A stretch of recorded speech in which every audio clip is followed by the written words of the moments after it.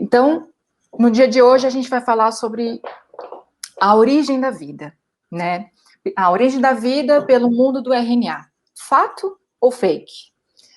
A origem da vida, ela é um tema muito importante dentro da ciência, mas é um tema também extremamente discutido no meio científico, porque não existe uma...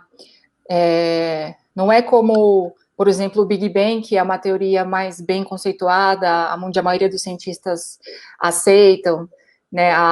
Já a origem da vida, existem diversas teorias, hipóteses que foram levantadas nas últimas décadas, né? Só que existe uma, que é o que a gente vai falar hoje bastante, que é a hipótese do mundo do RNA. Então, eu vou explicar para vocês, a gente vai retomar um pouquinho, né? É sempre bom, né? Porque como tem pessoas que não são da área, ou já fazem tempo que saíram da escola, não lembram exatamente o que é o DNA, RNA, então eu vou tentar fazer uma recapitulação bem rápida, para aí introduzir o mundo do RNA, e a gente vai fazer uma reflexão juntos. Será que ele realmente é viável? Ele é um fato? Será que ele aconteceu mesmo? Ou é tudo balela? Tá bom? E a gente vai tentar fazer uma reflexão num nível mais científico.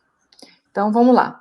Então, na escola, a maioria de vocês devem ter estudado esse assunto, né? O professor tem sempre aquela aula sobre a origem da vida.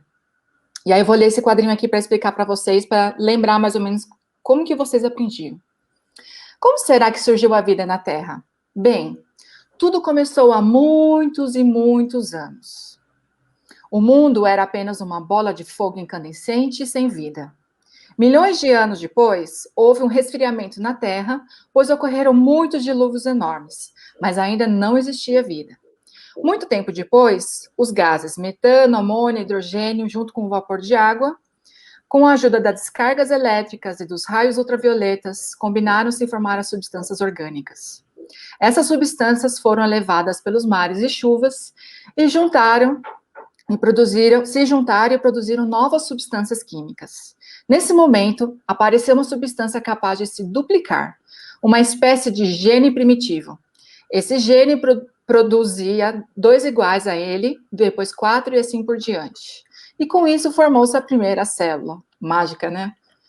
Que foi se duplicando até formar o primeiro ser vivo, uma bactéria muito simples. E assim surgiu a vida. Nossa, tudo isso para originar apenas uma bactéria? Pois é. Quando a gente vê uma historinha dessa, assim, parece, se você, assim, só pensar um pouquinho, você já percebe que isso já é uma maluquice, ou que isso é muito... Como que tudo isso aconteceu? Como que a partir de metano, água, amônia, hidrogênio, você consegue, com choque, com ultravioleta, você consegue formar várias substâncias orgânicas, né? Inclusive, essas substâncias que eu mostrei para vocês, que eu acabei de falar para vocês, existe um experimento muito famoso, que é do Miller.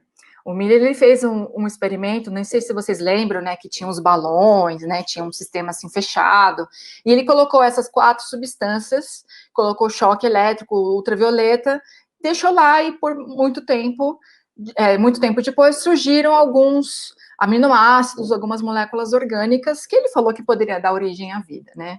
Mas os próprios cientistas, na década de 80, mais ou menos 80, 90, questionaram muito esse experimento do Miller. E hoje em dia, dentro do ambiente científico, já é um experimento que não é muito... que a gente não aceita, a gente não fala que o experimento do Miller explica a origem da vida. Mas sabe o que é curioso? Que nos livros da escola, isso continua, eles continuam ensinando o experimento de Miller e falam que a vida surgiu a partir dessa mistura. Mas o experimento de Miller, ele foi refutado há muitos anos atrás, porque hoje se acredita que provavelmente na atmosfera primitiva existia oxigênio. E com isso, o oxigênio, né, seriam outras moléculas que dariam origem a essas moléculas orgânicas, né? Então, o experimento de Miller nem é aceito mais no meio acadêmico, né, científico, mas se continua falando isso na escola, tá? Mas, só para vocês terem uma ideia, eu andei estudando, existem muitas hipóteses sobre a origem da vida, né? Existem mais ou menos 12 hipóteses, né, mais aceitas, mas dentro dessas 12 existem modificações que façam com que essas 12 ainda tenham muitas outras sub-hipóteses dentro delas, né? E por que tem tantas hipóteses diferentes? Porque é uma briga, porque não existe consenso. E por que não existe consenso entre os cientistas? Porque a gente não consegue provar. Ninguém conseguiu provar ainda de uma maneira mais certeira de que um modelo ou outro realmente pode explicar como a vida surgiu, tá? Então, existe, por exemplo, a panspermia, que fala que as moléculas que dão origem à vida, né, moléculas orgânicas, açúcares, essas coisas, estavam em meteoros, e como os meteoros, né, existem, eu não sei, é uma infinidade de meteoros, eles estão por todo o universo, então eles foram caindo em planetas que poderiam surgir a vida, tinham condições para surgir a vida, então eles que trouxeram essas moléculas orgânicas. Mas, gente, parar para pensar nisso, uma bola que quando está entrando na atmosfera, se a atmosfera tem oxigênio, ela começa a pegar fogo. Nenhuma matéria orgânica vai aguentar um fogo desse. Fora que antes de entrar na atmosfera, que está rica em oxigênio, lá no universo é muito frio. Existe aquele vácuo, existe energia, ondas ionizantes, né, provindas das estrelas. Isso ia degradar completamente as moléculas. Não tem como, assim, se você parar para pensar um pouquinho sobre a química, sobre a física do processo, você percebe que não é viável uma hipótese dessa. Né? Existem hoje também as fontes hidrotermais. Essas fontes, elas são encontradas dentro, né, dos oceanos. Hoje em dia a gente até tem ainda fontes hidrotermais, principalmente onde existe aquele afastamento entre as placas tectônicas, né, lá no fundo do mar, e esse afastamento faz com que o magma, né, possa estar mais próximo, e isso acaba aquecendo, né, a superfície que está ali no mar, e aí a gente consegue ver esse aspecto aqui, né, dessa água quente com uma matéria, né, escura saindo, né, uma matéria que tem origem com carbono, né, tem origem também do magma, né, então é uma mistura de muitas coisas, e aí existem cientistas que acreditam que a vida surgiu nesse meio, né, mas há 2 semanas atrás, a doutora Ana Maria, que está aqui comigo hoje no vídeo, ela apresentou de uma maneira muito bacana, assim, refutando inclusive as fontes hidrotermais, porque elas são muito quentes, elas chegam próximo de 300 graus, e moléculas orgânicas, elas não sobrevivem muito tempo numa fonte térmica, né, tão quente como 300 graus. O tempo de vida, por exemplo, de uma fita de RNA, cai a poucos minutos, horas, não vai durar muito tempo. Então, também é uma hipótese muito fraca, né? E hoje a gente vai dar um enfoque maior sobre a sopra primordial, porque a hipótese do mundo do RNA, ela parte do princípio de que isso aconteceu dentro de uma sopa primordial, provavelmente. Então, daqui a pouco eu vou falar um pouquinho mais sobre essa sopa, tá bom? Então, antes de começar a falar sobre o mundo do RNA em si, vamos lembrar um pouquinho sobre a parte química, né? Existem muitas pessoas que não lembram disso, mas eu vou tentar passar de uma maneira rápida também. Então, a vida, no nosso organismo agora existem, eu não sei quantificar, milhões, provavelmente milhões ou bilhões, não, são trilhões de reações acontecendo no nosso corpo, inteiro. Nós temos 1 trilhão de células, né, estimado mais ou menos. Em cada célula está acontecendo muitas reações. E essas reações químicas que dão a vida, que promovem a vida, que façam que as células continuem vivas, funcionando, e cada uma com o seu propósito, elas acontecem principalmente através de 4 tipos de moléculas, né? Então, existem as proteínas, existem os lipídios, que são as gorduras, os açúcares e o material genético. O material genético, a gente fala que é constituído pelos ácidos nucleicos. Então, o ácido nucleico, existem dois tipos, existe o DNA e o RNA. O DNA, ele é uma fita de mais ou menos 2 metros de comprimento, é muito grande. Imagina em cada célula sua pequenininha, existe uma molécula que tem 2 metros de comprimento, é muito grande. Mas existe, ela está lá, os cientistas já mostraram isso, e existem vários mecanismos que fazem com que o DNA 2 metros, um fio de 2 metros caiba lá dentro de uma maneira organizada, sem emaranhar, sem fazer um nó, sem nada. Isso é muito incrível.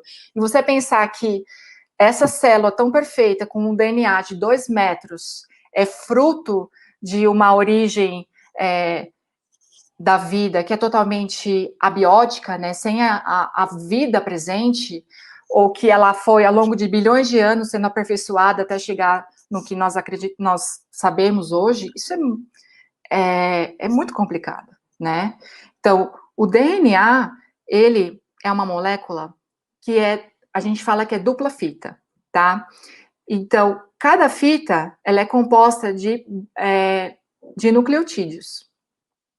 As bases do DNA seriam a citosina, guanina, adenina e timina. Aqui a gente tem a representação da base nucleotídica de cada uma delas, tá?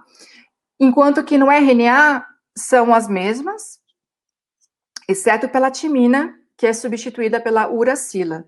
E se você reparar aqui na molécula da uracila, ela é muito parecida com a timina.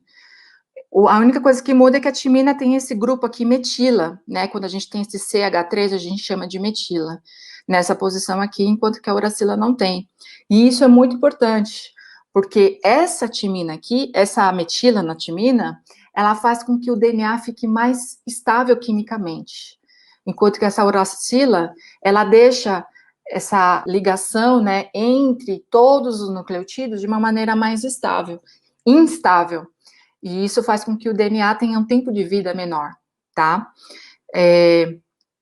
Então, o DNA, né, em português a gente fala que é o ácido deoxirribonucleico, e o RNA é o ácido ribonucleico. Muito bem. No DNA, que tem 2 metros de comprimento, a função dele é armazenar toda a informação genética, todo o genoma de um ser vivo. Mas o que isso significa? Que ele é constituído de genes, então cada pedacinho do DNA é basicamente formado por um gene, e um gene, ele contém a informação para produzir uma proteína funcional, tá bom? Então, o DNA, ele tem essa função de ter a informação genômica, né, do ser vivo, mas ele fica lá dentro do núcleo da célula e ele não tem muita movimentação, uma grande ação. Ele está lá e ele tem esse papel de armazenar a informação genética. O RNA, ele é um pedacinho do DNA. Então, o RNA ele não vai ter 2 metros de comprimento. Ele é um pedacinho só, que geralmente é o pedacinho do gene, né? Então, dentro do DNA, que tem 2 metros, existem muitos genes, tá? Cerca mais ou menos de 20 a 30 mil genes, acredita-se hoje que o genoma humano tenha, tá? Então, o RNA seria somente uma cópia dessa dupla fita do DNA que corresponde ao gene, tá bom?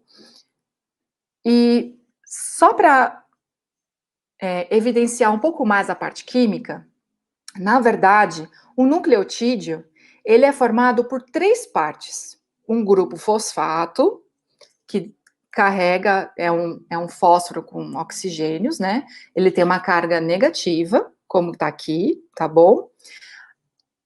Esse fosfato tá ligado na posição do carbono 5, na ribose, que é um açúcar, tá? No caso do RNA, é uma pentose, é uma pentose porque são 5, né? Pente de 5 carbonos, e no caso, a especificação é uma ribose.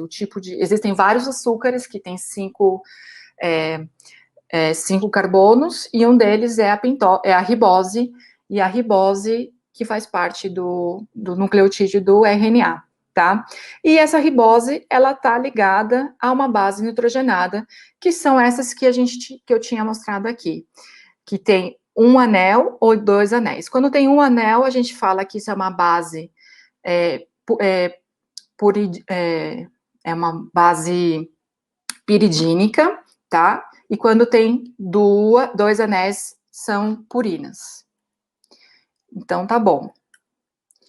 E aí eu coloquei essa figura aqui para vocês entenderem só um pouquinho mais da parte química. Vocês precisam, eu tô falando dessa parte química porque vocês precisam entender isso para entender os argumentos que a gente vai usar para mostrar, para refutar que a hipótese do mundo do RNA não é legal e ela é. Já estou dando spoiler, né? Mas, enfim, vamos chegar lá. Então, olha só como seria mais ou menos, olhando para o DNA, como que é a estruturação dele química, né? Então, o fosfato está ligado a uma pentose, certo? E essa pentose está ligada a uma base, uma base nucleotídica, certo? A timina, ela sempre vai ligar a uma adenina, através de ligações de hidrogênio, que aqui a gente está representado por esses pontinhos vermelhos, tá? Já a guanina, ela sempre vai se ligar a uma citosina, tá? Formando, no caso aqui, 3 pontos de hidrogênio. Reparem que é sempre um anel ligado com 2 anéis ligado com um anel. Isso acontece para manter a distância de uma fita. Aqui, ó, desse lado a gente tem uma fita do DNA e aqui é a outra fita do DNA. E essa distância entre as duas fitas, ela é mais ou menos fixa, de 25 angstroms, é muito pequenininho. Mas essa distância, ela precisa ser constante para que a fita seja constante, seja estável. Porque imagina se ficasse distâncias diferentes, ia ficar um zigue-zague. Esse zigue-zague ia fazer com que a molécula não fosse tão estável. E o DNA precisa ser estável, porque nele está contido toda a informação genética daquele ser vivo. E essa informação não pode ser perdida. É muito importante que essa manutenção do DNA aconteça, tá? Outra coisa bem interessante, olha o fosfato. Então, perceba que o fosfato aqui está ligado, primeiramente, o fosfato está ligado nessa base nucleotídica aqui, está ligado no carbono 5. Aí, a outra base nucleotídica, da mesma fita, está ligada no carbono 3, desse anel aqui do açúcar. Então, sempre vai ter essa ligação do carbono 5 e do carbono 3, do carbono 5 e do carbono 3, tá vendo? E é assim que uma base nucleotídica está ligada na outra, mantendo a fita de DNA estável. E essa ligação aqui tem um nome, é uma ligação fosfodiéster, e é uma ligação muito estável, tá bom? E percebam que o fosfato, ele tem carga negativa. Então, vocês lembram daquela lei da eletrostática, de que cargas opostas se atraem e cargas idênticas se repelem? Então, imagina você colocar um fiozinho bem fino, de 2 metros, dentro de uma célula que tem 10 micrômetros, é muito pequena. E aí, para ela não se novelar, fazer toda uma bagunça, essa carga negativa imagina um fiozinho que tem toda uma carga negativa ao redor, em toda a extensão dele. Então, isso faz com que, se uma dobrinha está chegando muito perto da outra, que tem carga negativa, o que acontece? Repulsão. Então, o fosfato também está aí com esse propósito de conferir essa repulsão eletrostática e garantir que esse DNA dentro da célula não venha se novelar e formar nós, por exemplo, né? E uma coisa muito interessante da fita do DNA também é que ele gira. Então, essa ligação fosfodiéster, ela tem a habilidade de fazer com que o açúcar, junto com a base nitrogenada, gire. E isso faz com que também a cada um giro, é que aqui não está demonstrado, mas existe uma interação entre um átomo que está aqui com o átomo que está aqui embaixo. e isso forma também, mantém ele bem noveladinho, assim, bem apertadinho, para ele não ficar enrolando. Então, se você parar para pensar no DNA, por si só, ele já é maravilhoso. E será que tudo isso é fruto do acaso? Então, comece a pensar sobre isso. Outra coisa bem interessante, o açúcar do RNA e do DNA, eles mudam. Então, no RNA, é uma beta-D-ribose, enquanto que no DNA é uma 2-desoxibeta-D-ribose. O que está mudando basicamente é aqui, ó. Enquanto aqui tem uma hidroxila, que é o OH, aqui tem só o hidrogênio. Aí você fala, mas isso é relevante, Mayara? É muito relevante. O fato de existir aquela hidroxila no açúcar do RNA faz com que ele sofra com maior facilidade uma clivagem. Clivagem significa quebra. Então, existe uma quebra dessa ligação do fosfato que liga um açúcar no outro. Então, essa hidroxila ataca essa hidroxila que está aqui, né? Então, essa hidroxila, ela está no meio, então o meio precisa ser básico, tá? E aí ele arranca o hidrogênio, né, dessa hidroxila que está aqui, e aí faz com que essa ligação que está entre esse oxigênio com esse carbono se quebre, tá vendo? Existe uma quebra da ligação. E aí aquela fita que era para ser íntegra, ela quebra num pedacinho, simplesmente porque existem um meio básico no meio. O meio básico, né, se o RNA estiver nessa condição, tá? Então, comparando o DNA com o RNA, só para sintetizar, né? Então, o DNA ele tem 2 metros de comprimento, enquanto que o RNA é um fragmento bem curto desse DNA. O DNA é fita dupla e o RNA é fita simples. O DNA precisa ser quimicamente estável para manter toda a informação genética. O RNA não, ele é mais quimicamente instável. Já falei para vocês que a uracila, ela promove essa instabilidade na cadeia, né, do RNA. E mais para frente eu vou comentar para vocês também um pouco mais sobre a uracila, o que ela promove na parte química do RNA, tá bom? O RNA, o DNA, ele tem 23 pares de cromossomos, 3 bilhões de nucleotídeos, é muita coisa, né? E de 20 a 30 mil genes que codificam proteínas, é muita coisa. Mas aí fica aquela questão, de onde veio a informação genética? O RNA, ele, por ser quimicamente instável, o tempo de vida dele, o quanto ele dura dentro do organismo é reduzido. Mas isso é bom, porque ele tem umas funções muito específicas no organismo. Ele não precisa ficar mantendo a informação genética. Quem mantém a informação genética é o DNA. O RNA ele tem funções específicas, que a gente vai comentar bastante mais para frente, tá bom?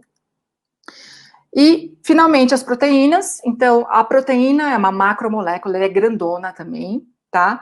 E ela é feita de unidades menores, chamados de aminoácidos. O aminoácido, basicamente, é um carbono central que está ligado a um hidrogênio. Nesse mesmo carbono tem um grupo amino, que é o nitrogênio, e um grupo carboxila, que é esse C-OH. E a quarta posição é um grupo R, que pode ser qualquer molécula orgânica, basicamente, tá? E como que um aminoácido, para você formar uma proteína, um aminoácido precisa ligar no outro aminoácido, que precisa ligar no próximo, e assim sucessivamente, tá? Então, acontece a ligação peptídica, que é muito famosa, que é a ligação, o grupo carboxila de um aminoácido vai reagir com o grupo amino de um outro aminoácido.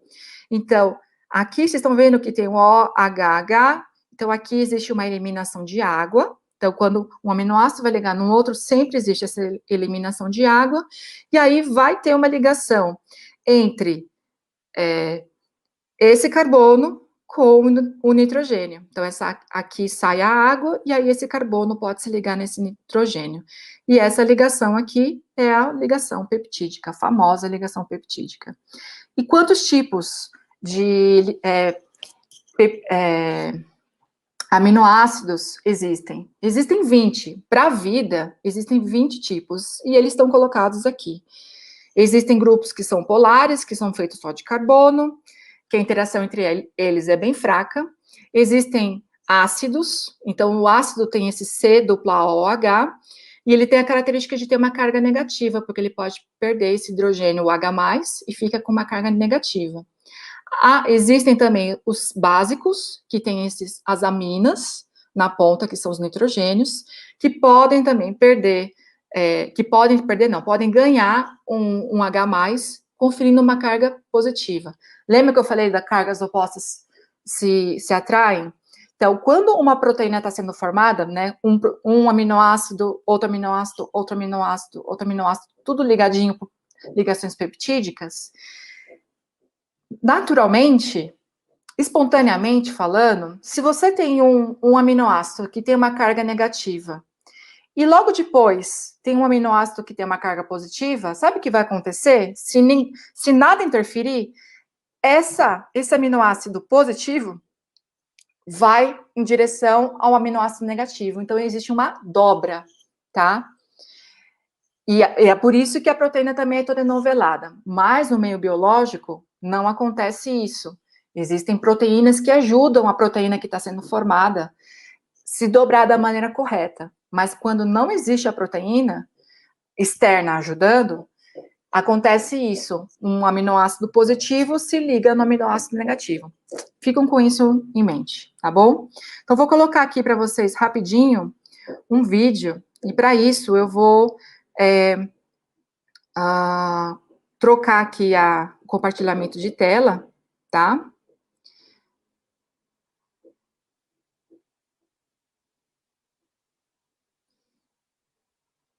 É um vídeo rapidinho, tá? 3 minutinhos para explicar melhor isso, tudo que eu tô falando, tá bom?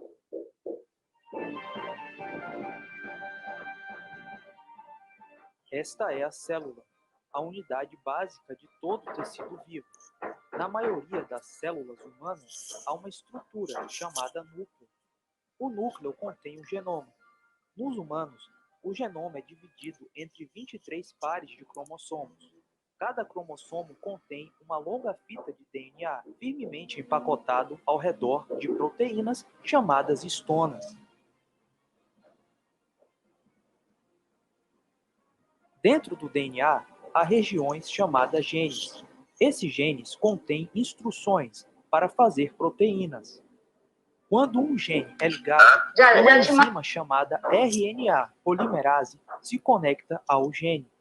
Esta enzima se move ao longo do DNA, fazendo uma fita de RNA mensageiro a partir de bases livres dentro do núcleo. O código do DNA determina a ordem em que as bases livres serão adicionadas ao RNA mensageiro. Este processo é chamado transcrição. Antes do RNA mensageiro ser usado como um modelo para a produção de proteínas, ele precisa ser processado. Isto envolve a remoção e a adição de regiões do RNA. O RNA mensageiro se move para fora do núcleo, até o citoplasma. Fábricas de proteínas no citoplasma, chamadas ribossomos, se ligam ao RNA mensageiro. O ribossomo lê o código no RNA mensageiro para produzir uma cadeia de aminoácidos. Existem 20 tipos diferentes de aminoácidos. Moléculas do RNA transportador levam os aminoácidos até o ribossomo. 3 bases do RNA mensageiro são lidas por vez. Enquanto cada tripleto é lido, o RNA transportador entrega o aminoácido correspondente, formando assim uma corrente crescente de aminoácidos. Depois que o último aminoácido é adicionado, a corrente vai até uma máquina molecular que dobra a corrente de aminoácidos em uma forma tridimensional, complexa e específica. O processo de construção da proteína é finalizado e ela já está pronta para realizar sua função dentro da célula.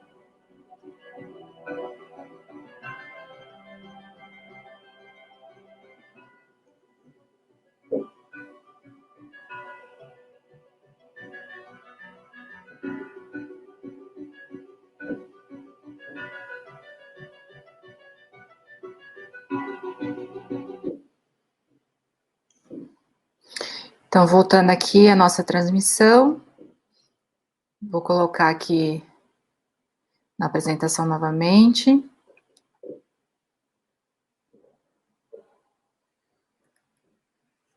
Então, só retomando, isso que o videozinho mostrou pra gente é o chamado dogma central da biologia molecular.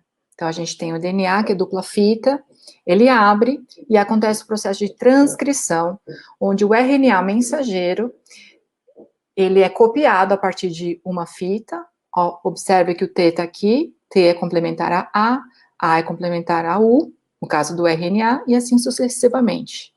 E a partir daquela fita do RNA mensageiro, né, acontece alguns processos dentro do núcleo, para ele poder sair do núcleo, e lá fora, no citoplasma, ele ser usado como molde para a produção das proteínas. A proteína também ela tem um outro nome, chamado de polipeptídeo, tá? E esse fenômeno de traduzir, né, a linguagem do ácido nucleotídico para aminoácido, isso se chama tradução, existe uma mudança de linguagem, né? E lembre que a cada 3 letrinhas no RNA correspondem a um aminoácido, tá bom? E aí, por que eu estou evidenciando isso de novo?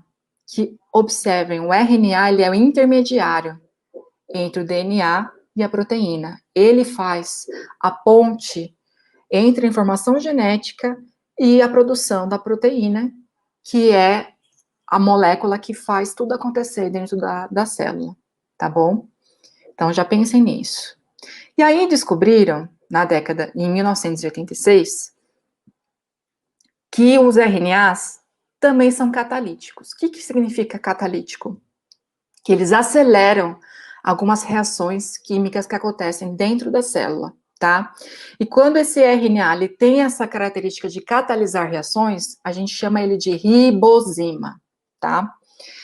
Quando descobriram, só de eu continuar, ribosima, então ele é, olha só, isso daqui é uma fita, né, de RNA, e observe que ela pode assumir vários formatos e geometrias diferentes, e inclusive, quando existe uma parte dela que é complementar a uma outra partezinha, ela se dobra, fechando aqui, tá vendo?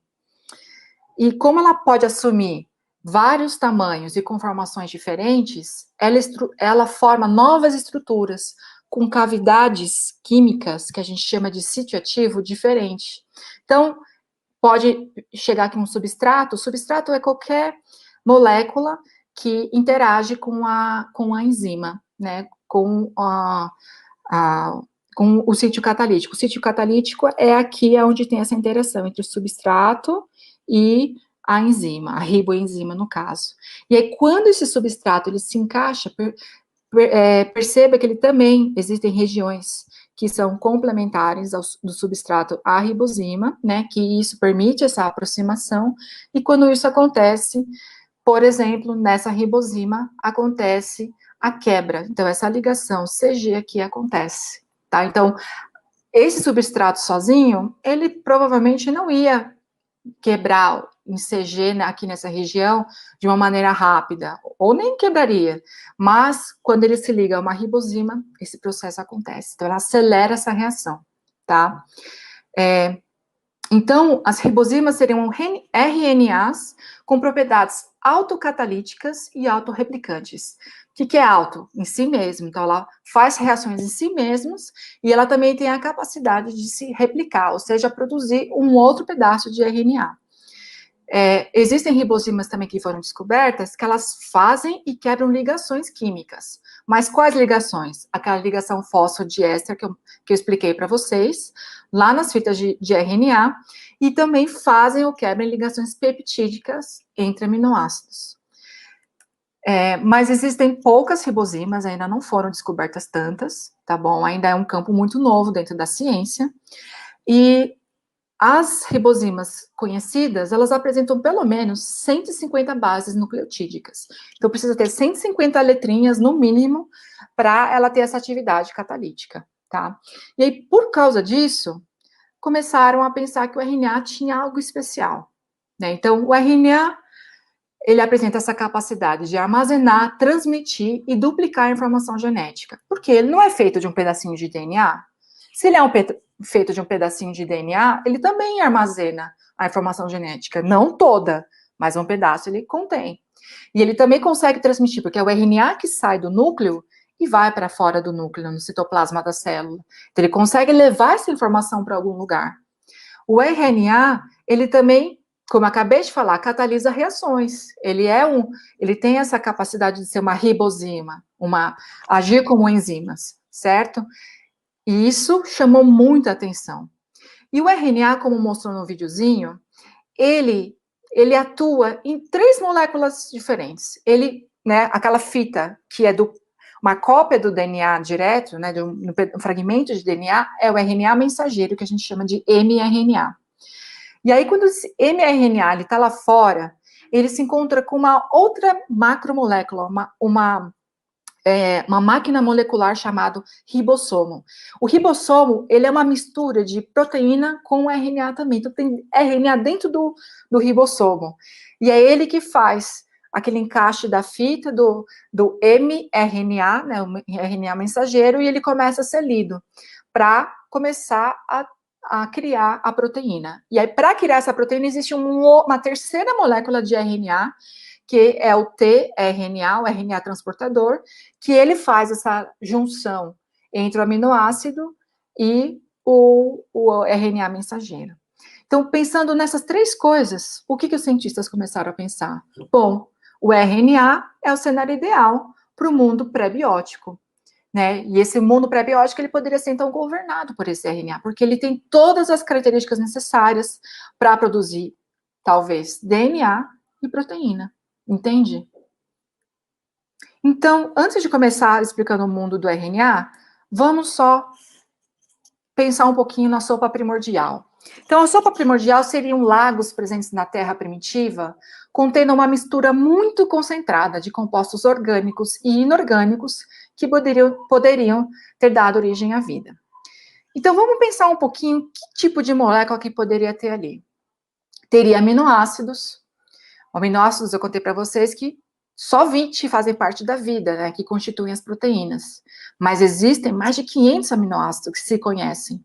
Imagina, tinha 500, mas só 20 foram escolhidos.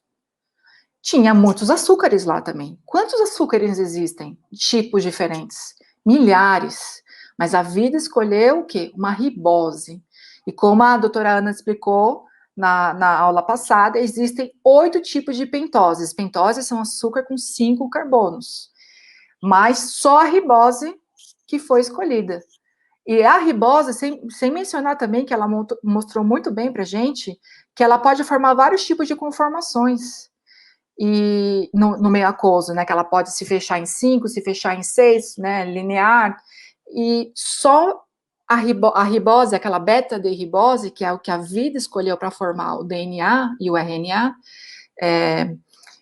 o RNA, só a ribose que pode constituir. E sendo que existiam milhares de açúcares nessa sopa primordial. Tinha também o quê? Lipídios, gorduras, óleos, graxas, né? Então, aquelas cadeias longas de hidrocarbonetos que podiam estar associados com um outro grupo químico. Qual que a célula ia selecionar para formar a membrana plasmática, né, da célula, que é uma bicamada lipídica? Tinha bases nitrogenadas? Tinha, talvez, né? Mas quantos anéis purínicos e piridínicos diferentes poderiam existir? Muitos. Não é só aqueles que fazem a citosina, a timina, a adenina e a guanina. Não, existem muitos outros. Fora os outros tipos de compostos orgânicos, hidrocarbonetos e vai. Tudo isso misturado junto numa sopa quente. Será que é fácil fazer RNA a partir disso? Então vamos pensar nisso. Então aqui eu peguei emprestado do professor Eberlin, do livro dele Fomos Planejados, tá? Eu gostei muito dessa figura porque ela sintetiza mais ou menos a hipótese do mundo da RNA. Então, o que basicamente essa hipótese dos cientistas fala? Que primeira coisa tinha que acontecer a polimerização de nucleotídeos, as letrinhas, formando as primeiras fitas de RNA, tá? Então, aqui elas estão polimerizando, estão se ligando, formando uma fita de RNA. Elas teriam que ser capazes de fazer, pensam nisso, que elas estavam numa sopa primordial que tinha milhões, trilhões, quatrilhões, quintrilhões de moléculas diferentes, todas muito próximas, mas ela tinha que ser capaz de polimerizar os nucleotídeos. Os nucleotídeos precisavam se encontrar, fazer uma reação química e construir ali, certo? Pensem nisso. Depois, precisa... essa fita de RNA que foi formada no passo A, ela, no passo B, precisa replicar essas fitas. Então, ela precisa se duplicar. Então, ela precisa ter essa característica de ser uma riboenzima para catalisar essa duplicação das fitas de RNA. Depois disso, essas fitas de RNA, elas se ligariam a aminoácidos. Os aminoácidos são essas bolinhas que estão aqui, tá? E esses aminoácidos começariam a se ligar um no outro, né? Então, tinha que ter uma fita de RNA que ajudaria essa ligação a acontecer, e fazendo essa ligação, as primeiras proteínas começariam a ser formadas. Aqui nesse passo D, o RNA também teria que ter a informação genética para produzir o RNA, mas aí você precisa ter vários RNAs, todos funcionais, e um se conectando ao outro para formar o DNA. E por último, uma membrana teria que se formar ao redor desses RNA, desse DNA, dessas proteínas, para formar a primeira célula primitiva, tá bom? Então, essa é a ideia mais aceita pelos cientistas hoje. Vamos pensar agora um pouquinho. Agora quero que vocês pensem junto comigo, tá bom? Então, no primeiro passo, no passo A, que precisa ter a polimerização dos nucleotídeos para formar a primeira fita de RNA. Antes de pensar nisso, tinha que ter as 3 classes de compostos necessárias para a formação do nucleotídeo. Quais são as 3 classes? Fosfato, o açúcar, que é a ribose, e a base nitrogenada. Tinha que ter as 3 classes ali presentes, formando milhões, trilhões, quatrilhões de nucleotídeos do mesmo tipo, e eles precisariam ter essa capacidade de um ligar no outro, formar a ligação fosfodiéster naquele meio que é uma bagunça de moléculas. Será que isso era provável de acontecer? Só que existem muitos... Aqui embaixo eu coloco sempre várias referências bibliográficas, tá? Vocês podem dar uma olhada depois. Nenhum cientista conseguiu ainda fazer a síntese dessas... usando o fosfato, o açúcar e a base nitrogenada, não conseguiram fazer ainda os nucleotídeos de maneira eficiente. E olha que no laboratório a gente faz condições ideais. A gente coloca catalisadores, não tem um monte de mistura de um monte de molécula diferente. Não, lá a gente coloca os reagentes totalmente puros e coloca a temperatura, o pH, tudo certinho para aquela reação acontecer. E mesmo assim, o cientista não consegue fazer os nucleotídeos de maneira eficiente. Imagina numa sopa primordial. Isso que eu acabei de falar, né? E aí, vamos supor que foi possível formar várias fitas de RNA, tá? Essas fitas de RNA, elas precisam ter pelo menos 150 bases. Imagina 150 nucleotídeos ligados um ao outro, e essa fita, ela precisa se manter o quê? Estável. Mas, além disso, essa fita, ela precisa ter uma função biológica, senão não adianta nada. Pensando nisso, olha só, vamos pensar um pouco de matemática. Quantas fitas de 150 bases nucleotídicas podem ser formadas a partir da combinação de 4 bases? Então, vocês lembram de análise combinatória? Não vou explicar agora, mas a conta rápida é 4 elevado a 150, elevada a base de 150, expoente de 150. Não dá nem para falar que número que é esse. Imagina um número que tem, quando você for escrever o número, tem 150 casas diferentes. É um número gigantesco. Então, uma infinidade de fitas de RNA foram formadas, poderiam ter sido formadas. Mas será que todas elas são funcionais? Será que todas elas teriam uma função biológica? Então, tinha que ter sido formado pelo menos algumas sequências específicas e que se mantivessem íntegras, então elas não poderiam se desfazer, e terem que ser capazes de se duplicar e catalisar a formação de outra sequência de bases nucleotídeas de RNA. Gente, isso é fácil de fazer? A probabilidade disso acontecer é baixíssima, é baixíssima. É quase zero a probabilidade disso acontecer. E a outra coisa é que essa ligação fosfodiéster devia se formar espontaneamente. Então, os nucleotídeos estão se ligando para formar a fita de RNA. Essa ligação, ela tem que se formar espontaneamente e não ser quebrada, tem que se manter. E isso, naquele caos do lago, da sopa primordial, é quase impossível de se acontecer. A ligação fosfodiéster, ela só acontece dentro da célula porque existem proteínas. Então quem duplica, quem faz o RNA, são proteínas. Nada acontece espontaneamente dentro da célula por reações ao acaso. Não, existem as proteínas que estão ali coordenando todas as reações para acontecer.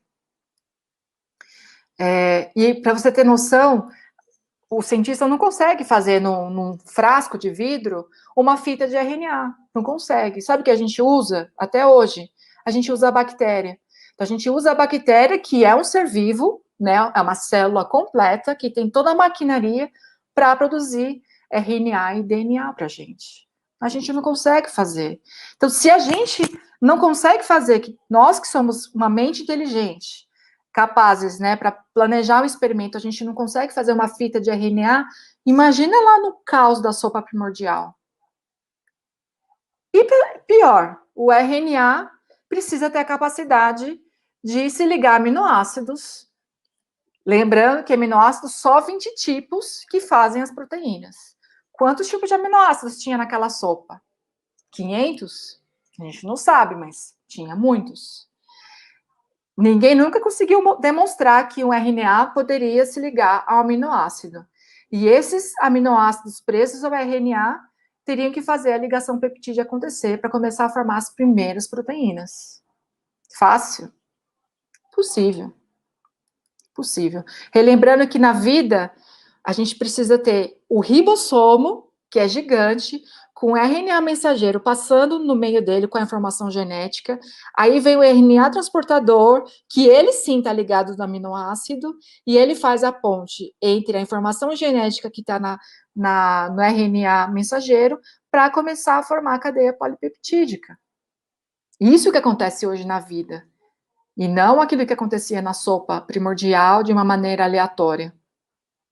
E essa sequência de RNA, ela tinha que produzir uma proteína 3D viável e funcional de maneira espontânea, sem haver o auxílio de dezenas de outras proteínas. Lembra que eu falei para vocês, quando eu estava explicando que o aminoácido, existem interações entre os aminoácidos, por exemplo, um negativo com positivo se liga?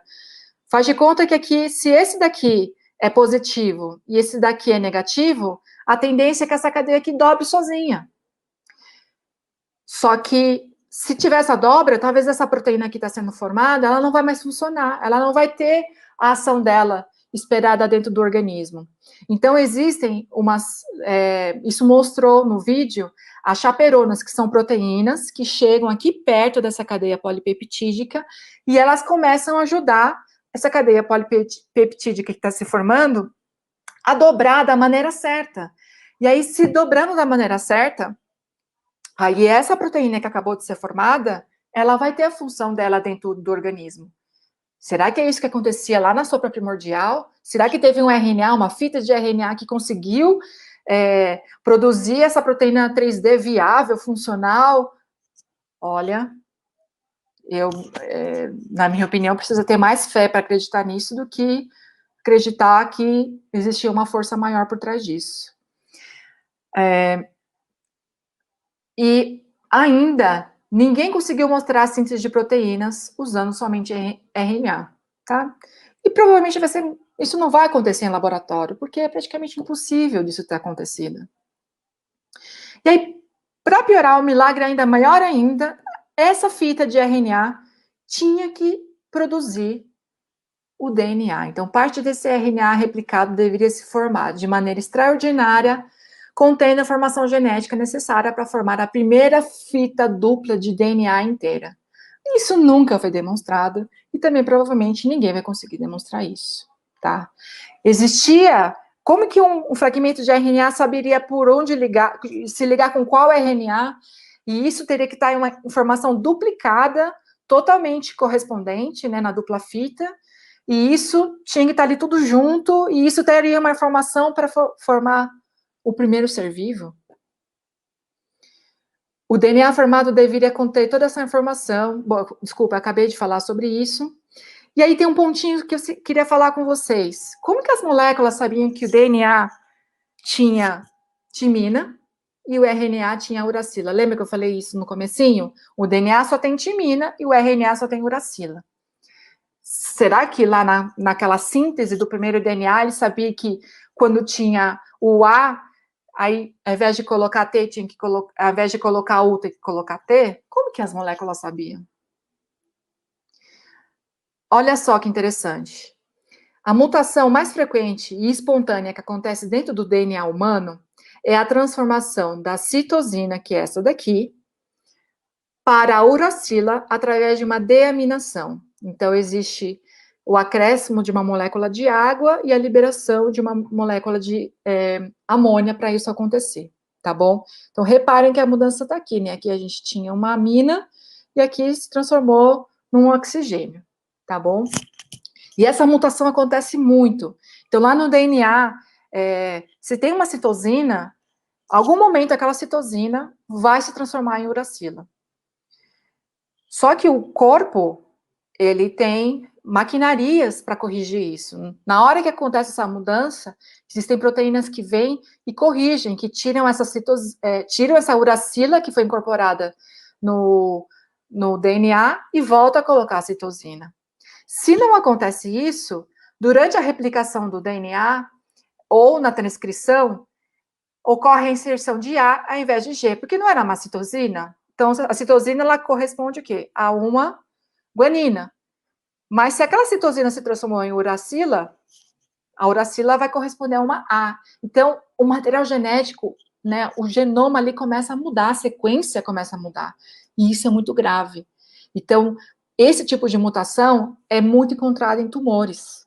Então, quando tem mutações dentro do DNA, isso, ao invés de gerar uma evolução, que é o que os cientistas falam, na verdade, ele causa o quê? Tumor, câncer, é algo ruim. Porque o DNA original, ele sim, é bom e dá a informação da vida.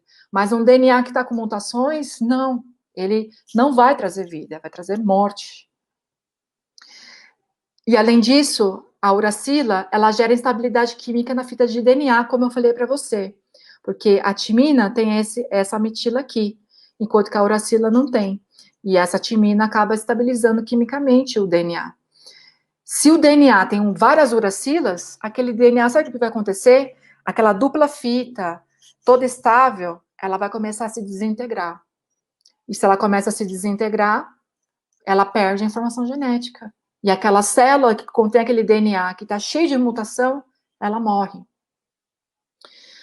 E olha, outra coisa pior, a uracila também pode se emparelhar com outras bases e até com ela mesma. Então, se o RNA, né, o mundo do RNA, conta que toda a vida surgiu a partir do RNA, que tem uracila e não timina, como que ele foi capaz de produzir, duplicar as fitas de RNA, sendo que a uracila pode ligar numa outra uracila, pode ligar com uma citosina, pode ligar com uma adenina, e aí isso gera uma bagunça. Então, causaria uma desordem na fita complementar, e isso inviabilizaria a vida. E para finalizar, o último passo, né, da hipótese do mundo do RNA, tinha que formar uma membrana com uma bicamada lipídica. Então, aqui a gente tem os lipídios, ela é uma bicamada, tem uma camada aqui em cima, uma camada embaixo, e olha só, Que pulo do gato, hein? Essa membrana que teria que ser formada, ela teria que conter todos esses RNAs, DNAs, proteínas primordiais, elas tinham que estar todas muito próximas e essa membrana se fechar ao redor delas. Qual a probabilidade disso acontecer? É outro fator que é pouco provável que tenha acontecido. E a membrana, ela não é só uma bicamada lipídica. Olha aqui nesse desenho, ela tem proteínas, ela tem canais, ela tem açúcares. Tudo isso que se conhece da membrana plasmática das células permite com que haja uma entrada seletiva daquilo que traga algum benefício à célula e que seja eliminado aqueles produtos residuais que podem prejudicar a célula. E quem controla isso são proteínas, mas as proteínas estavam sendo formadas naquela época. Como que a membrana lipídica ia fazer sozinha essa seleção? Impossível. E assim os cientistas falam que se estabeleceria a primeira célula primitiva. Não é a célula que vai dar origem, não é considerar a célula que a primeira célula, que é o LUCA, né, que é o último ancestral comum, né, celular, que é aquela célula perfeitinha que poderia dar vida às bactérias e assim sucessivamente a toda a árvore filogenética, né? Então, esse modelo que eu acabei de descrever é chamado de célula primitiva, que ela tem alguns RNAs, um DNA que seria primitivo, teria algumas proteínas. Será que isso foi realmente viável, gente? Então, para a gente finalizar, qual a conclusão que a gente pode tirar disso tudo? Que essa hipótese ainda está muito longe de ser algo provável de ter acontecido. Mas na mente dos cientistas, parece o que faz sentido. A hipótese do mundo do RNA, quando examinada mais de perto, revela estar muito pouco fundamentada em evidências, mas bastante associada às preferências dos próprios pesquisadores. Isso é minha opinião pessoal. O cientista, ele tem suas crenças pessoais. E se ele é, por exemplo, ateu, não acredita em Deus, ele vai explicar toda a origem da vida sem colocar Deus ou um ser inteligente por trás disso tudo. Ele vai tentar explicar por química e física pura, que é o que eu estou aqui há meia hora falando para vocês. E como eles têm essa preferência, eles vão defender isso com unhas e dentes, mesmo que seja algo que só pensando um pouquinho na química da coisa, na física, não é provável que tenha acontecido. Mas eles se agarram a isso.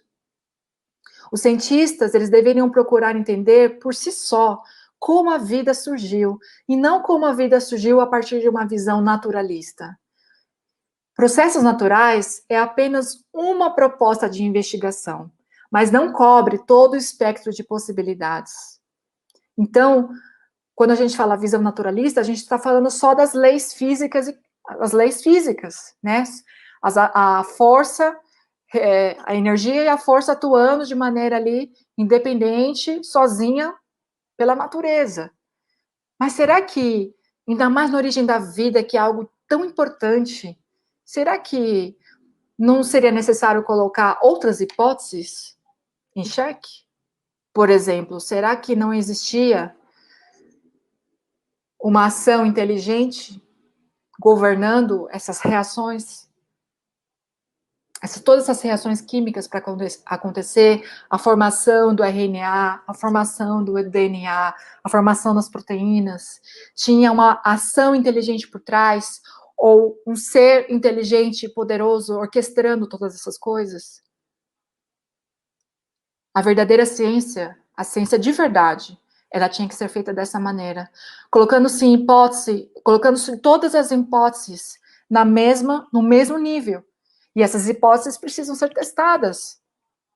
Mas hoje a ciência, infelizmente, ela tem preconceitos e ela exclui totalmente a presença de uma mente inteligente por trás de tudo que aconteceu na origem da vida e do universo.